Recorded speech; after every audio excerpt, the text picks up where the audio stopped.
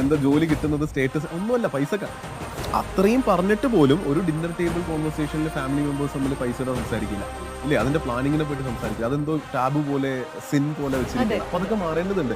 ആരെത്ര earn ചെയ്യുന്നു, അവർ ആ പൈസ കൊണ്ട് എന്ത് ചെയ്യുന്നു, അത് ബുദ്ധിപരമായി ചെയ്യുന്നുണ്ടോ എന്നുള്ളത് സംസാരിച്ച് മാറേണ്ടതുണ്ട്. അത് ഡിന്നർ ടേബിൾ കോൺവെർസേഷൻ ആകുമ്പോൾ മാത്രമേ ചേഞ്ചസ് ഉണ്ടാകുള്ളൂ. തീർച്ചയായിട്ടും മാറി കാണണമെന്ന് ആഗ്രഹിക്കുന്നു. വളരെ റെലവെന്റ് ആണ്. കാരണം ഒരു കുടുംബത്തിലെ അംഗങ്ങളുടെ പോലും പരസ്പരം എന്റെ ഏണിംഗ് ഇത്രയാണ്, നിന്റെ ഏണിംഗ് എത്രയാണ്, ഇത് രണ്ടും കൂടെ പൂള് ചെയ്താൽ നമുക്ക് എത്രത്തോളം ഇത് മാനേജ് ചെയ്യാൻ പറ്റും എന്നുള്ള കാര്യം പലരും ചിന്തിക്കുന്നില്ല. അപ്പൊ എനിക്ക് ഷാരിക്ക് പറഞ്ഞതെന്ന് മനസ്സിലാകുന്നത്, നമ്മളൊരു വളരെ ഡ്രീമായിട്ടായിരിക്കും ഒരു വീട് ഉണ്ടാക്കുന്നത് അല്ലേ. അപ്പൊ ആ വീടിന് വേണ്ടിയിട്ട് നമ്മൾ ഒരു ആർക്കിടെക്റ്റിനെ പോയി കാണുമ്പോൾ നമുക്കൊരു ബ്ലൂ പ്രിന്റ് ഉണ്ടാക്കുന്നു. അപ്പൊ നമ്മുടെ മനസ്സിൽ തന്നെ ഉണ്ടാകും അതുപോലെ ഒരു ഫിനാൻഷ്യൽ ബ്ലൂ പ്രിന്റ് ഓരോരുത്തരുടെയും ജീവിതത്തിൽ ആവശ്യമാണ്. അപ്പൊ കൃത്യമായി ഈ ഒരു ഫിനാൻഷ്യൽ ബ്ലൂ പ്രിന്റ് ഉണ്ടാവണം. ഷാരിക്ക് പറഞ്ഞ പോലെ വളരെ ഇമ്പോർട്ടൻ്റ് ആയിട്ടുള്ള ഒരു കാര്യമാണ് നമ്മുടെ കുടുംബത്തിലെ ഈ ഡിന്നർ ടേബിൾ ഡിസ്കഷൻസിൽ